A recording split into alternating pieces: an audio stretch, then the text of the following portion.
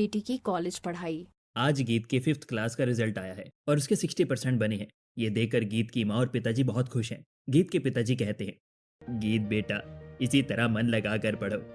तुम्हें भी पढ़ लिख कर अपने पापा की तरह बड़ा ऑफिसर बनना है। लेकिन पिताजी, आप तो ऑफिसर हैं, मैं क्यों ऑफिसर बनूं? गीत, कितनी बार समझाया कि तुम्हें तुम्हारे पिताजी के ही नक्शे कदम पर चलना है, पर तुम एक ही सवाल बार बार क्यों करती हो? अरे सिमरन, परेशान होने की कोई जरूरत नहीं है। अभी हमारी बेटी छोटी है, धीरे धीरे वो खुद ही सब कुछ समझ जाएगी।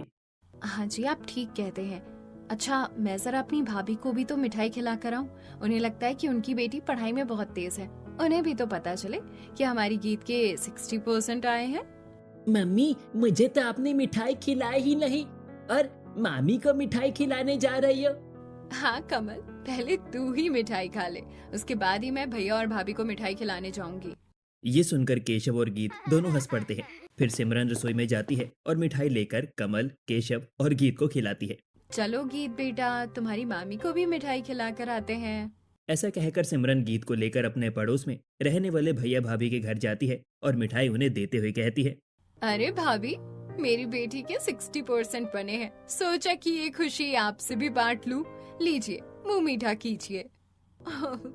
ये तो बहुत खुशी की बात है सिमरन। वैसे भी गीत बिटिया के पिता इतने बड़े ऑफिसर हैं, आज नहीं तो कल बिटिया को उन्हीं की तरह ऑफिसर बनना है। बेटा, मन लगा कर पढ़ाई करना। हाँ, वैसे वो तो ऑफिसर की बेटी तो ऑफिसर ही बनती है।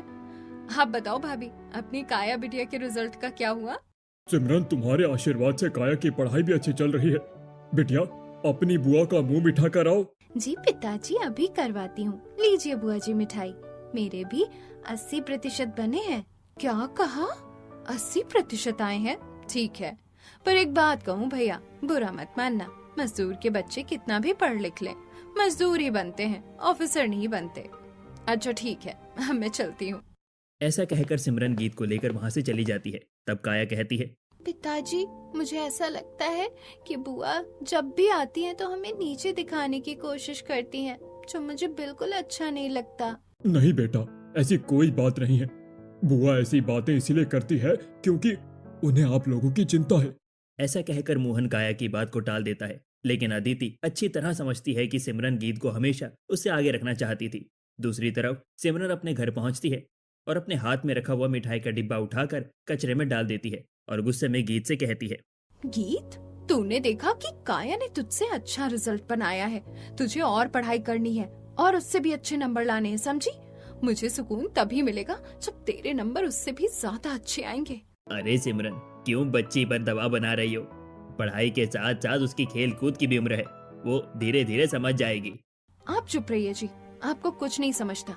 अभी से अगर मैं पढ़ाई के लिए प्रेशर नहीं बनाऊंगी तो आगे चलकर वो काया से बहुत पीछे रह जाएगी, जो मैं बिल्कुल नहीं चाहती। ऐसे ही शाम हो जाती है और सिमरन गीत से कहती है, गीत, शाम हो गई है, चलो अब अपने कमरे में जाकर पढ़ने बैठ जाओ। और हाँ, खूब मन लगाकर पढ़ो। याद है ना तुम्हें कि इस साल अच्छा रिजल्ट बनाना है और कल से तो स्कूल भी शुरू है। हाँ माँ, मुझे सब कुछ याद है, लेकिन अभी तो मेरे खेलने का समय है और मेरी सहेलियाँ भी खेलने के लिए आती होंगी। अभी तो मुझे खेलने जाने दो। गीत ऐसा कह रही थी कि तभी उसकी सहेलियों से बुलाने के लिए आ जाती है। कंचन कहती है, गीत, खेलने का समय हो गया है, चल हम खेलते हैं। अभी तो हमें काया को भी खेलने के लिए बुलाने जाना है, चल जल्दी चल। नहीं बच्चों, आज से गीत खेलने नहीं जाएगी, तुम लोग जाओ।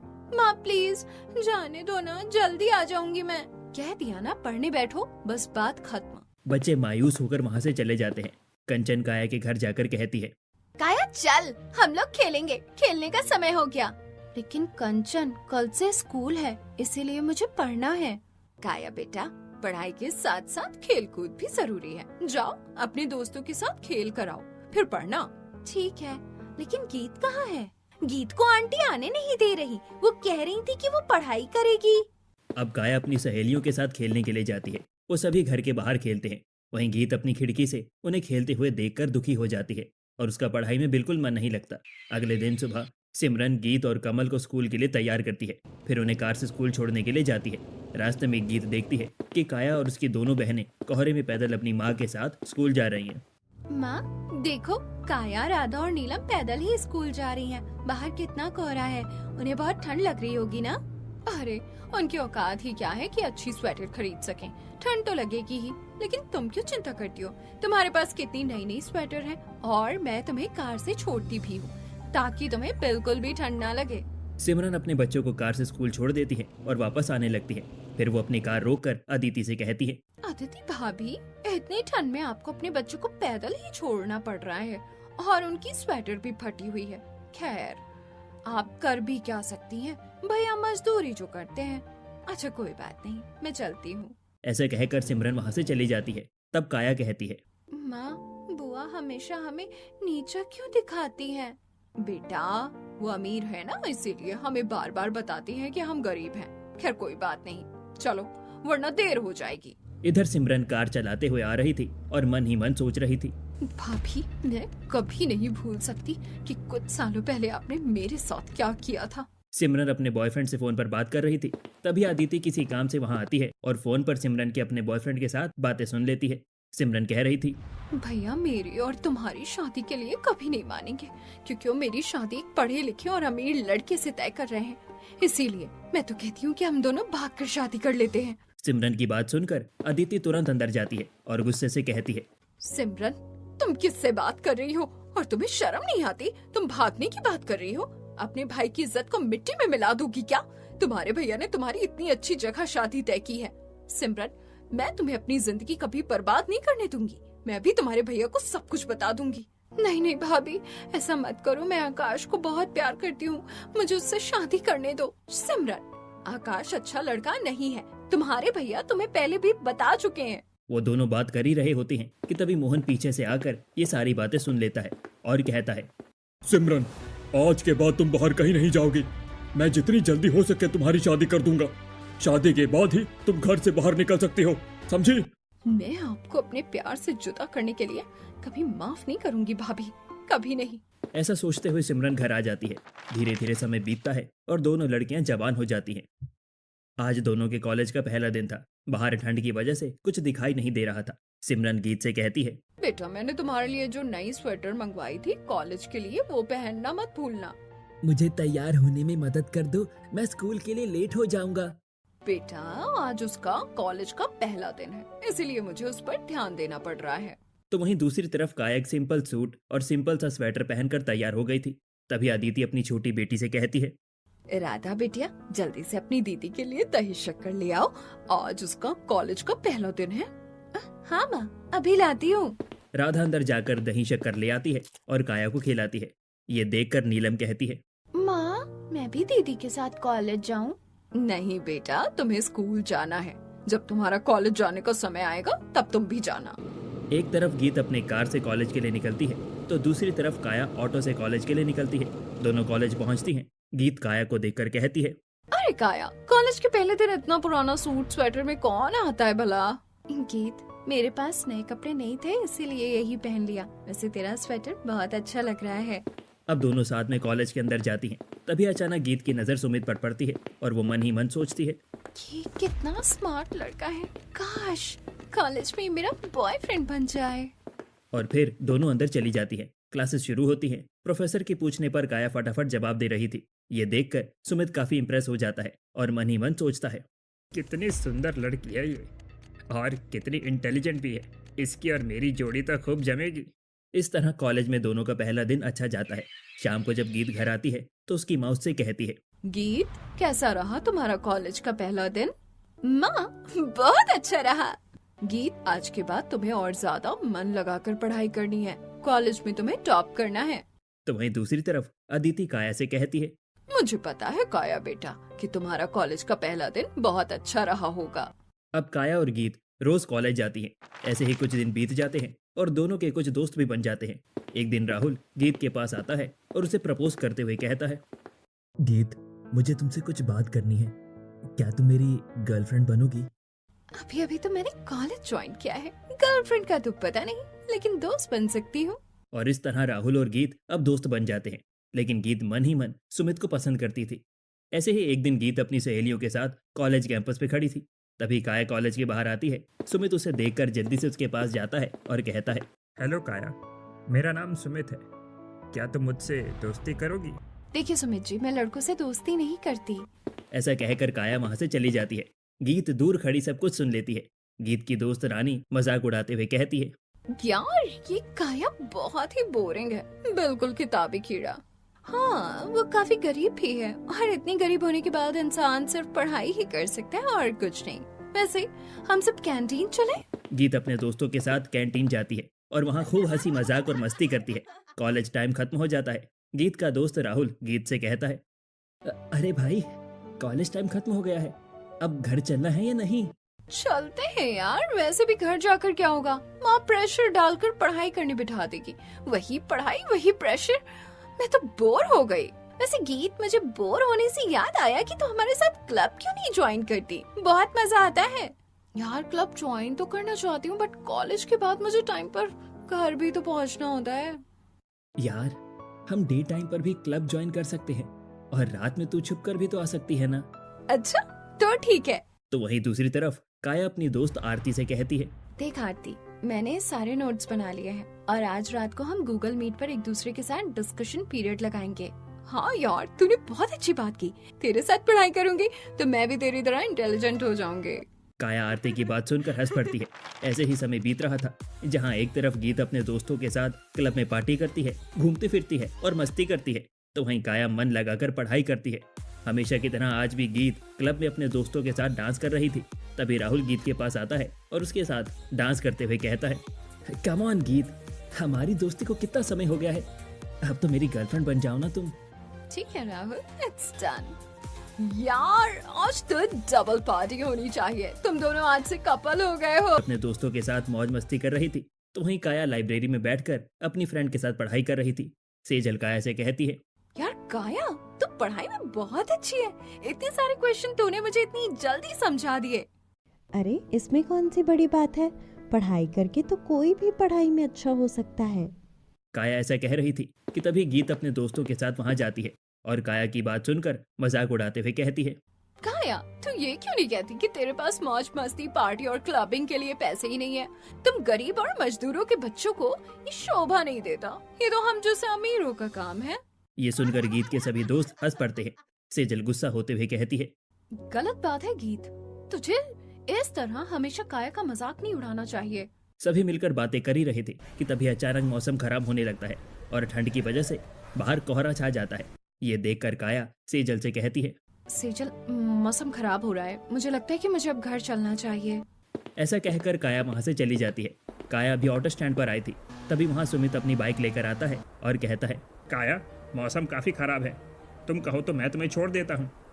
नहीं नहीं, उसकी जरूरत नहीं है, मैं ऑटो लेकर चली जाऊंगी, आप मेरी चिंता मत कीजिए। ऐसा कहकर काया एक ऑटो रोकती है और उसमें बैठकर अपने घर के लिए निकल पड़ती है। वहीं दूसरी तरफ राहुल गीत से कहता है, गीत, मौसम खराब हो रहा है और आज तो तुम अपनी कार भी लेकर नहीं आई हो, तुम कहो तो मैं तुम्हें घर तक छोड़ दूं? हाँ यार, माँ ने देख लिया तो दिक्कत हो जाएगी। यार बाहर इतना कोहरा है कि अगर राहुल ने तुझे छोड़ भी दिया तो आंटी को कुछ नहीं दिखेगा। रानी की बात पर गीता हाँ कर देती है और वो राहुल की बाइक पर बैठकर अपने घर के लिए निकल पड़ती है। मौसम खराब होने की वजह से सिमरन अपनी बालकनी में खड़ी गीत का इंतजार कर रही थी, तो वहीं अदिति भी अपने घर के आंगन में खड़ी काया का इंतजार कर रही थी। थोड़ी देर बाद राहुल गीत को उसके घर के बाहर छोड़ देता है। बालकनी में खड़ी सिमरन गीत को किसी की बाइक से आता हुआ देख लेती है और अपने मन में सोचती है, ये गीत किसी लड़के के साथ आई है क्या? आने दो, अभी इसकी खबर लेती हूँ। वहीं आंगन में खड़ी अदिति भी गीत को किसी लड़के के साथ आता देखकर मन में सोचती है, ये गीत किसी लड़के के साथ बाइक में बैठकर क्यों आई? कहीं ऐसा तो नहीं कि गीत कुछ गलत कर रही है? अदिति ऐसा सोच ही रही थी कि तभी काया भी ऑटो में बैठकर वहां आ जाती है। काया ठंड से कांप रही थी। तब अदिति उससे कहती है, अरे तुझे तो बहुत ठंड लग रही है, तू जल्दी से अंदर आ जा, मैं अभी चूल्हा जला देती हूँ, उसके पास बैठ जाना। अदिति काया को लेकर अंदर जाती है और चूल्हे के पास बैठा देती है। वहीं दूसरी तरफ सिमरन गीत को रूम हीटर चालू करके बैठा देती है और फिर कॉफी लेकर उसे देते हुए कहती है, वैसे गीत, तुझे कौन लड़का छोड़ने आया था आज? अम्मा, आप तो बहुत शक करती हो, वो कोई लड़का नहीं बल्कि मेरी सहेली थी रानी, वो अक्सर बाइक चलाती है। गीत ऐसा कहकर अपनी माँ को टाल देती है। इधर अदिति अपने पति से कहती है, सुनिए जी, आज मैंने गीत को किसी लड़के के साथ बाइक से आते हुए देखा है, मुझे लगता है कि भाभी को मुझे ये बात बता देनी चाहिए। अदिति, इसमें सोचने की क्या बात है? गीत हमारी भी बेटी है। अगर हम कुछ गलत देखें तो हमारा फर्ज बनता है बताना। तुम अभी जाओ और सिमरन को सब कुछ बता कर आओ। अपने पति के ऐसा कहने पर अदिति सिमरन के पास आती है और उसे समझाते हुए कहती है, सिमरन, मुझे लगता है कि तुम्हें गीत पर ध्यान देने की जरूरत है। आज मैंने उसे किसी लड़के के साथ आते हुए देखा। बच्चे तो गलती करते ही हैं, संभालना हमारा ही काम है। भाभी, मैंने हमेशा ही देखा है कि आप मेरी बेटी से बहुत जलती हो। वो किसी लड़के के साथ नहीं बल्कि अपनी सहेली के साथ आई थी। अरे अगर आप लोग गरीब हो तो इसमें मेरी और मेरी बेटी की क्या गलती है जो आपको हमारी कोई भी खुशी देखी नहीं जाती? तुम कैसी बातें कर रही हो सिमरन? गीत मेरी भी तो बेटी है, मैं भला उसका बुरा क्यों चाहूंगी? ये तो मुझे नहीं पता भाभी, लेकिन मैं गीत के खिलाफ एक भी शब्द नहीं सुनूंगी। अपनी ननद के मुंह से इतनी कड़वी बातें सुनकर अदिति अपने घर वापस लौट जाती है। केशव सारी बातें सुनकर सिमरन से कहता है, सिमरन, तुम्हें अपनी भाभी से इस तरह की बातें नहीं करनी चाहिए। और वो क्या गलत कह रही थी? तुम्हें गीत पर ध्यान देना चाहिए। आप तो चुप ही रहिए, मुझे पता है कि भाभी मुझसे कितना जलती हैं। माँ, आप पिताजी पर गुस्सा क्यों कर रही हो? पिताजी तो सही कह रहे हैं, आपको दीदी को समझना चाहिए। ऊपर खड़ी गीत ये सारी बातें सुन रही थी। ये सब कुछ सुनकर गीत अपने कमरे में चली जाती है। तभी सिमरन उसके कमरे में आती है और उसे समझाते हुए कहती है, गीत, सुना तुमने? अदिति भाभी तुम्हारे बारे में कितनी बातें करके गई हैं। एक बात ध्यान रखो, तुम्हें इस बार कॉलेज में टॉप करना ही है। पढ़ाई किया करो। मैं इस बार कोई भी एक्सक्यूज नहीं सुनूंगी। मुझे तुम्हारे नंबर काया से हर हाल में ज्यादा चाहिए। माँ, बिल्कुल चिंता मत करो, मैं मन लगाकर पढ़ाई करूंगी और काया से भी ज्यादा नंबर लेकर आऊंगी इस बार। उधर अदिति जब अपने घर पहुंचती है तो राधा अदिति से कहती है, माँ, आ गई आप बुआ से अपनी बेइज्जती करवा कर? जब वो बार बार आपकी बेइज्जती करती हैं, तो आप उनके घर मत जाया करो। माँ, दीदी बिल्कुल ठीक कहती है, आप उनके घर मत जाया करो। अरे चुप हो जाओ तुम दोनों। माँ तो वैसे भी परेशान है, तुम दोनों और परेशान मत करो। काया बेटा, मुझे तुझ पर गर्व है। तू कितनी समझदार है बेटा। अच्छी तरह पढ़ना और अच्छी नौकरी पर सिलेक्शन लेना, वरना लोग तुझे जीवन भर गरीब होने के ताने मारते रहेंगे। माँ, आप चिंता मत करो, मैं मन लगाकर पढ़ाई करूंगी और आप लोगों का सपना जरूर पूरा करूंगी। ऐसे ही समय बीतता है और वे लोग कॉलेज के सेकेंड ईयर में पहुंच जाते हैं। एक दिन काया लाइब्रेरी जाती है, लेकिन उस दिन किसी वजह से लाइब्रेरी बंद होती है। तो काया अपने आप से कहती है, अरे आज तो लाइब्रेरी बंद है। ऐसा करती हूँ, पार्क में बैठकर ही पढ़ लेती हूँ। यही सोचकर काया पार्क में जाती है तो देखती है कि वहां पर गीत कुछ लड़के और लड़कियों के साथ बैठकर सिगरेट पी रही थी। ये देखकर काया को बहुत बुरा लगता है। वो गीत के पास जाती है और कहती है, गीत, ये तुम क्या कर रही हो? कॉलेज आकर अपना समय सिर्फ अपने दोस्तों के साथ बर्बाद कर रही हो। और तुम्हें पता होना चाहिए कि अच्छे घर की लड़कियां सिगरेट नहीं पीती। तुम्हारे माँ बाप को तुमसे कितनी उम्मीदें हैं, और एक तुम हो कि... एक मिनट, तुम होती कौन हो मुझे इतना ज्ञान देने वाली? मुझे पता है तुम मेरी अमीरी से जलती हो, इसीलिए ये सब कह रही हो। वैसे मैं कुछ भी करूँ, तुम अपने काम से काम रखो और अब जाओ यहाँ से। काया को गीत की बातों का बहुत बुरा लगता है और वो उसी वक्त पार्क से चली जाती है। काया के जाने के बाद रानी गीत से कहती है, यार, ये तो तेरी मामी की बेटी है ना? अगर उसने तेरे घर पर बता दिया तो? तू चिंता मत कर, मम्मी उसकी बात का कभी भरोसा नहीं करेगी। ऐसे ही समय बीत रहा था। अब वे दोनों फाइनल ईयर में आ चुकी थी और एग्जाम्स पास आ रहे थे। कॉलेज के बच्चे कंपटीशन के एग्जाम की तैयारी के लिए कोचिंग भी लगा रहे थे। काया और गीत भी एक ही कोचिंग में कंपटीशन एग्जाम की तैयारी करने के लिए एडमिशन लेती हैं। ऐसे ही उन्हें पढ़ाई करते समय कुछ समय बीत जाता है। एक दिन कॉलेज की छुट्टी थी और गीत अपने कमरे में मोबाइल चला रही थी। तभी सिमरन वहां आती है और कहती है, गीत, तुम बहुत देर से मोबाइल चला रही हो, अभी इसे रख दो और पढ़ाई शुरू करो। तुम्हें पता है ना कि एग्जाम पास में ही है। माँ, बाहर मौसम कितना अच्छा हो रहा है, मेरा तो कुछ गरम गरम खाने का मन कर रहा है और आप पढ़ाई करने की बात कर रही हैं। ठीक है, अगर तुम्हें कुछ खाना है तो मैं तुम्हें बना कर खिला दूंगी, लेकिन तुम पढ़ाई करो और ठंड काफी बढ़ रही है। मैं रूम हीटर चालू कर देती हूँ, तुम दरवाजा बंद करके पढ़ाई करो। ऐसा कहकर सिमरन रूम हीटर चालू करके कमरे से बाहर चली जाती है और गीत उठकर दरवाजा बंद कर देती है। फिर गीत पढ़ने बैठती है, लेकिन पढ़ाई में उसका मन नहीं लगता। तो वो अपने बॉयफ्रेंड को फोन लगाती है और कहती है, राहुल, आज कॉलेज नहीं है तो मैं बहुत बोर हो रही हूँ, प्लीज तुम मुझसे अभी मिलने आ जाओ। गीत, मेरा भी तुमसे मिलने का बहुत मन कर रहा है, लेकिन मैं आऊं कैसे? अगर तुम्हारे घर वालों ने देख लिया तो? अरे नहीं राहुल, बाहर इतना कोहरा है कि घर वालों को कुछ दिखाई नहीं देगा। और हाँ, तुम खिड़की से आना और खिड़की के बगल में ही लकड़ी की सीढ़ियाँ रखी हैं, तुम उससे चढ़कर ऊपर आ जाना। चलो ठीक है, मैं आधे घंटे में पहुंच जाऊंगा। गीत फोन रखकर अपने आप से कहती है। थैंक गॉड कि राहुल आ रहा है। मेरा तो मन ही नहीं करता पढ़ाई करने का। माँ ने पढ़ाई करवा करवा के मुझे बोर कर दिया है। हमें कैसे समझाऊं कि मुझे पढ़ाई लिखाई बिल्कुल भी पसंद नहीं। जहाँ एक तरफ गीत का पढ़ाई में मन नहीं लग रहा था, तो वहीं मौसम खराब होने के कारण लाइट चली जाती है। तब काया बाहर निकलकर घर के आंगन में खड़ी होकर अपनी माँ से कहती है। माँ, लाइट को भी अभी जाना था। हमारी सारी कॉलोनी की लाइट गोल है। लगता है लाइट आने में समय लगेगा। तभी अदिति थोड़ी सी आग जलाकर हॉल में रखते हुए कहती है। हाँ बेटा, ठंड बहुत बढ़ रही है। जैसे ही लाइट आएगी तुम सभी अपने कमरे में जाकर पढ़ाई करना। तब तक तुम ये आग सेक लो। माँ, दीदी इतनी पढ़ाई क्यों करती है? बेटा, तुम्हारी दीदी को अफसर बनना है। अफसर बनने के लिए ऐसे ही पढ़ाई करनी पड़ती है। पिताजी, मैं भी दीदी की तरह ही पढ़ाई करूंगी और मैं भी अफसर बनूंगी। नीलम की बात सुनकर फिर से बाहर निकलकर लाइट देखने के लिए अपने घर के आंगन में जाती है।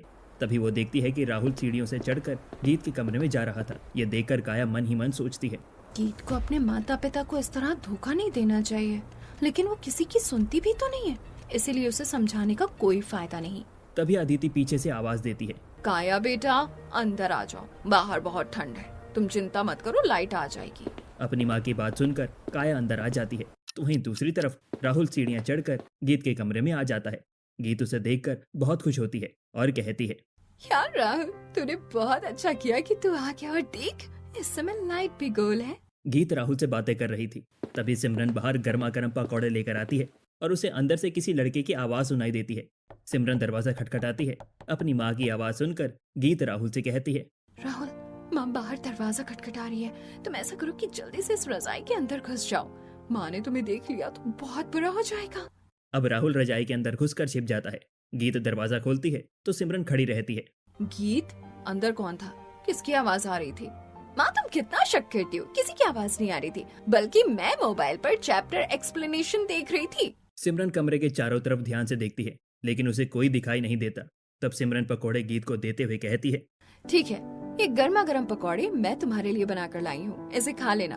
अभी लाइट गोल है, तब तक पढ़ाई मत करना। जब लाइट आ जाएगी तब पढ़ना। ठीक है माँ। सिमरन वहाँ से चली जाती है और गीत अपने कमरे का दरवाजा बंद कर लेती है। फिर वो राहुल से कहती है। राहुल, अब तुम बाहर आ सकते हो। चलो हम दोनों गर्मा गर्म पकौड़े खाते हैं। ये सुनकर राहुल चैन की सांस लेता है और वो कंबल से बाहर आता है। फिर गीत राहुल के साथ पकौड़े खाती है। धीरे धीरे समय बीतता है और कॉलेज के एग्जाम खत्म हो जाते हैं और उसी के साथ कंपटीशन एग्जाम का भी समय आ जाता है। गीत और काया दोनों ही अपने घर से कंपटीशन एग्जाम के लिए निकलती हैं। दोनों ही एग्जाम हॉल पहुंचती हैं। तब काया गीत से कहती है। बेस्ट ऑफ लक गीत, अच्छी तरह एग्जाम देना। गीत काया की बात का कोई जवाब नहीं देती और वो एग्जाम हॉल में चली जाती है। काया भी एग्जाम हॉल में चली जाती है। एग्जाम देने के बाद दोनों अपने अपने घर आ जाती हैं। तब गीत की माँ उससे कहती है। बेटा, आज तुम्हारी जिंदगी का बहुत बड़ा दिन है। मुझे ये बताओ कि तुम्हारा पेपर कैसा गया है? माँ, मैंने बहुत अच्छा एग्जाम दिया है, अब चिंता मत करो, मेरा रिजल्ट बहुत अच्छा होगा। अब आने तो मेरी बेटी का रिजल्ट, तब मैं अपनी भाभी को बताऊंगी कि अफसर की बेटी कैसे अफसर बनती है। सिमरन, तुम उन लोगों से इतनी नफरत क्यों करती हो? आखिर वो तुम्हारे भैया भाभी हैं और काया भी तुम्हारी बेटी है। सिमरन केशव की बात को टाल देती है। वैसे माँ, दीदी तो हमेशा ही ऐसा कहती है, लेकिन रिजल्ट कुछ और ही आता है। कमल, तुझे बीच में बोलने के लिए किसने कहा? अपनी पढ़ाई कर। तो वहीं दूसरी तरफ काया घर आती है तो अदिति उसे गले लगाते हुए कहती है। बेटा, मुझे पता है कि तेरा एग्जाम बहुत अच्छा गया होगा। माँ, आपको दीदी पर कुछ ज्यादा ही भरोसा है। एक बार पूछ तो लो कि उनका एग्जाम कैसा गया है। राधा दीदी, क्या फायदा पूछने का? माँ को पता है कि दीदी हर साल टॉप करती है, इस साल भी करेगी। अपनी बहनों की बात सुनकर काया बहुत खुश हो जाती है। तभी मोहन कहता है। बेटा, मुझे भी तुम पर पूरा भरोसा है कि तुम ऑफिसर बनकर अपनी माँ और मेरा नाम जरूर रोशन करोगी। ऐसे ही कुछ दिन बीत जाते हैं और एग्जाम्स का रिजल्ट आ जाता है। गीत के पिता पेपर पढ़कर सिमरन को बताते हैं। आई एम सॉरी सिमरन, लेकिन गीत अपने कंपटीशन एग्जाम में फेल हो गई है। उसका कहीं नाम नहीं है, जबकि काया ने टॉप किया है और वो एक बड़ी ऑफिसर बन गई है। ये सुनकर तो जैसे सिमरन की होश उड़ जाते हैं। वो गुस्सा होते हुए कहती है। आखिर तूने मन लगाकर पढ़ाई नहीं की ना? मैं समझ गई हूँ, तू कभी भी पढ़ाई लिखाई में सक्सेस नहीं हो सकती। अब तो मैं तेरी शादी कर दूंगी। आज ही मैं पंडित जी को फोन लगाती हूँ और तेरा रिश्ता तय करवाती हूँ। ये सुनकर गीत बहुत घबरा जाती है। वो अपने कमरे में जाती है। फिर राहुल को फोन लगाकर सारी बातें बताते हुए कहती है। राहुल, तुम आज ही अपने माँ और पिताजी से कहकर मेरे घर रिश्ता लेकर आ जाओ, वरना माँ मेरी शादी किसी और से करवा देगी। ये तो कैसी बातें कर रही है गीत? शादी के लिए तो मेरा अभी करियर भी सेट नहीं है। तू सिर्फ मेरी गर्लफ्रेंड थी, मैं तुमसे शादी नहीं कर सकता। और हाँ, अगर ऐसी बात है तो आज के बाद मुझे फोन मत लगाना, समझी? वैसे भी कॉलेज खत्म हो चुका है और हमारी दोस्ती भी खत्म हो जानी चाहिए।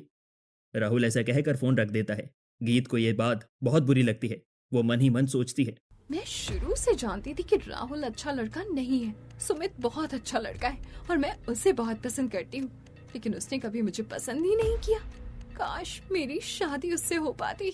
एक तरफ गीत, उसकी माँ और उसके पिता सब दुखी थे, तो वहीं दूसरी तरफ काया ने टॉप किया था, इसीलिए उसका परिवार बहुत खुश था।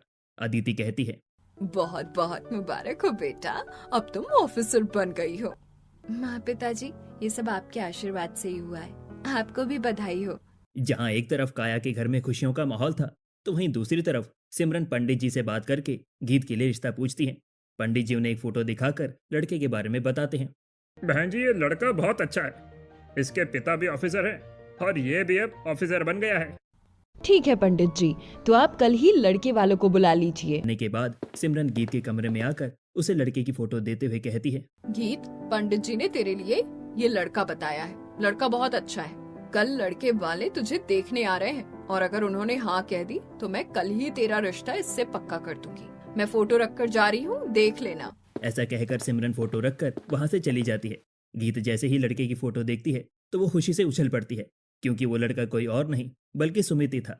गीत मन ही मन सोचती है, अरे इससे अच्छी बात मेरे लिए और क्या हो सकती है। जिस लड़के को मैंने हमेशा अपने सपनों का राजकुमार समझा, कल उससे मेरी शादी तय हो जाएगी। गीत ऐसा सोच ही रही थी कि तभी काया का फोन आता है। गीत फोन उठाती है तो काया कहती है, गीत, मुझे सबके फोन आए बधाई देने के लिए, लेकिन तूने मुझे फोन नहीं किया। मैं जानती हूँ कि तेरा एग्जाम नहीं निकला, इसीलिए तू दुखी है, लेकिन तू चिंता मत कर। इस बार नहीं तो क्या हुआ, अगली बार तेरा एग्जाम निकल जाएगा। काया, तेरी गलत फहमी है कि मैं दुखी हूँ, बल्कि मैं तो बहुत खुश हूँ। और तुझे पता है, कल मुझे सुमित के घर वाले देखने आ रहे हैं। मैं सुमित से शादी करूंगी और तू कभी भी उससे शादी नहीं कर पाएगी। मैं तेरे लिए बहुत खुश हूँ। मुझे पता है तू सुमित को बहुत पसंद करती है। वैसे भी मैंने कभी भी सुमित को पसंद नहीं किया। काया की बातें सुनकर गीत फोन रख देती है। अगले दिन गीत बड़ी खुशी से तैयार होती है और फिर सुमित अपने घर वालों के साथ वहां पर आता है। चाय पीने के बाद सुमित काया से कहता है, गीत, मैंने तुम्हारी फोटो देखकर तुझे पहचान लिया था। मैं तुम्हारे घर तुम्हारे लिए रिश्ता लेकर नहीं आया, बल्कि मैं तुमसे काया का पता पूछने के लिए आया हूँ। देखो गीत, तुम्हें पता है कि मैं उसे पसंद करता हूँ और मैं शादी उसी से करूँगा। तुम प्लीज मुझे काया का पता बता दो। मुझे पता है वो तुम्हारे घर के आसपास ही रहती है। ये सुनकर सिमरन के होश उड़ जाते हैं, तो वहीं गीत भी बहुत दुखी हो जाती है। लेकिन सुमित के इतना कहने पर गीत सुमित को काया का पता बता देती है। सुमित अपने घर वालों के साथ काया के घर पहुंचता है। वो लोग बैठकर बातें करते हैं। सारी बात जानने के बाद काया सुमित से कहती है, देखो सुमित, मैंने तुम्हें कभी भी पसंद नहीं किया और गीत तुम्हें बहुत पसंद करती है। वो जीवन के हर मोड़ पर हारी है। अगर तुम मुझसे शादी कर लोगे तो वो हमेशा के लिए हार जाएगी, और अगर आज तुमने उसे छोड़ दिया तो शायद वो हमेशा के लिए डिप्रेशन में चली जाएगी। इसलिए प्लीज मेरी तुमसे रिक्वेस्ट है कि तुम गीत से शादी कर लो। काया के इतने समझाने पर सुमित हाँ कह देता है। तब अदिति कहती है, बेटा, हमें तुम पर गर्व है, तुम्हारा फैसला बिल्कुल सही है। अब काया का परिवार सुमित के परिवार को लेकर गीत के घर आता है। अदिति सिमरन को सारी बात बताती है। ये सब सुनकर सिमरन कहती है, मैंने आप लोगों को हमेशा ही गलत समझा, मुझे माफ कर दीजिए। मैं समझ नहीं पाई कि आप लोग हमेशा ही मेरा भला चाहते थे। काया बेटा, तुम्हारा बहुत बहुत शुक्रिया कि तुमने सुमित को मेरी बेटी से शादी करने के लिए मनाया। काया, मुझे भी माफ कर दो कि मैं तुम्हें हमेशा ही गलत समझती रही। कोई बात नहीं गीत, अब तुम सुमित से शादी कर लो और खुशी खुशी अपना जीवन गुजारो। और इस तरह गीत और सुमित का रिश्ता पक्का हो जाता है। शादी की धूमधाम से तैयारियां होती हैं। शादी का दिन आ जाता है। गीत दुल्हन के जोड़े में स्टेज पर आ चुकी थी और उसकी आंखें काया की राह देख रही थी। तभी काया ऑफिसर की ड्रेस पहने हुए सभी के बीच से निकलकर आती है और स्टेज पर पहुंचकर गीत को गले लगा लेती है। गीत उसे देखकर बहुत खुश हो जाती है और कहती है, काया, आज तेरा सपना पूरा हो गया और मुझे मेरा प्यार मिल गया। आज हम दोनों के लिए ही बहुत बड़ा दिन है। और इस तरह गीत और काया हमेशा के लिए दोस्त